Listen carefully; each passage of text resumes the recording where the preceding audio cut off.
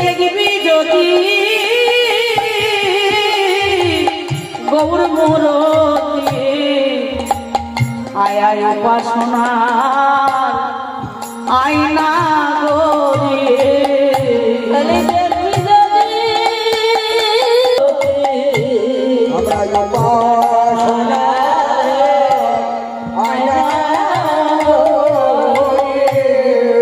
দেখবি যদি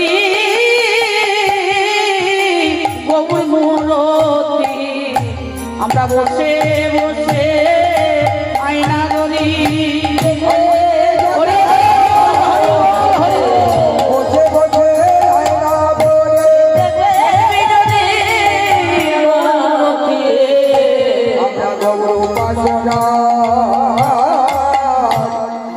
আমরা এখানে আরো প্রথমে হলো ভাগবত পাঠ, তারপর 2 দিন নাম কীর্তন, আর 2 দিন হচ্ছে পদাবলী কীর্তন। শেষের দিন আমাদের ভোগ হয়। ভোগের দিন মোটামুটি 5 থেকে 7,000 লোক খাওয়া দাওয়া হয়। হ্যাঁ, আমাদের গ্রামের নাম হচ্ছে মাঝিয়ার, পিএস হচ্ছে কালিয়াগঞ্জ, ডিস্ট্রিক্ট হলো উত্তর দিনাজপুর। তা আমাদের এই এলাকার লোক সবাই সহযোগিতা করে, আমরাও সব ভিক্ষা টিকা করে হ্যাঁ এই অনুষ্ঠানটা চালাচ্ছি। বিগত 26 বছর যাবত চলছে। বর্তমান 3 বছর থেকে আমি সেক্রেটারি পদে আছি। আমাদের এলাকার লোক সহযোগিতা করে, এই জন্য আমরা অনুষ্ঠানটা চালাতে যেতে পারছি। কাদের উদ্যোগে এই নাম কীর্তনটা হচ্ছে এবং পদাবলী হচ্ছে, কাদের উদ্যোগে? এই আমাদের গ্রামবাসীর উদ্যোগ, মাঝিয়ার গ্রামবাসীর উদ্যোগে। আচ্ছা আচ্ছা, গ্রামবাসীর উদ্যোগে হচ্ছে। আচ্ছা, এই প্রোগ্রামটা কীর্তনটা কবে শুরু করেন আপনারা? আমরা প্রতি একটা তিথি ধরে শুরু করি। এবার যেমন পড়েছে আপনার কালী পূজার পরের দিন থেকে। আমাদের কালী পূজা হচ্ছে 19 তারিখে হয়েছে। 20 তারিখে ভাগবত পাঠ, 21-22 নাম, 23-24 হচ্ছে আপনার পদাবলী কীর্তন।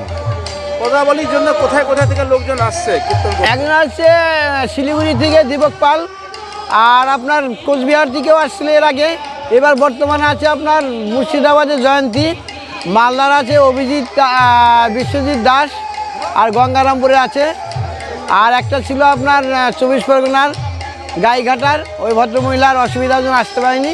হরিনাম কীর্তন এবং পদাবলী কীর্তনের আয়োজন করা হয় উত্তর দিনাজপুর কালিয়াগঞ্জের 9 নম্বর বরুণা গ্রাম পঞ্চায়েতের মাঝিহার গ্রামে মাঝিহার এলাকাবাসীদের উদ্যোগে। এই অনুষ্ঠানে উপস্থিত হয়েছিলেন বিশিষ্ট সমাজসেবী তথা উত্তর দিনাজপুর জেলা পরিষদের ভূমি কর্মাধ্যক্ষ নিতাই বৈশ্য, এছাড়া কালিয়াগঞ্জ পঞ্চায়েত সমিতির নির্বাচিত প্রতিনিধি তথা কালিয়াগঞ্জ পঞ্চায়েত সমিতির সভাপতি হিরণময় সরকার। উপস্থিত হয়েছিলেন সমাজসেবী তথা স্থানীয় বাসিন্দা দুলাল রায় সহ অন্যান্যরা।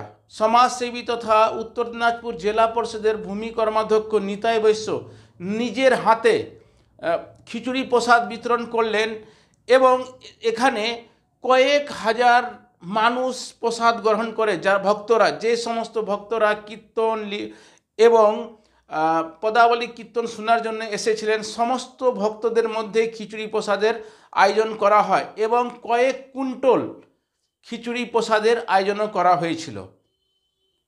উত্তর দিনাজপুর থেকে আমি হরেন্দ্র কুমার, আপনারা দেখছেন হার্স নিউজ। সমস্ত দর্শককে ধন্যবাদ। বুঝো তো আয়না, বুঝো তো আয়না যেটি সম্মুখে ধরতে পারে, নিজেকে দেখা যায়, নিজেকে দেখা যায়।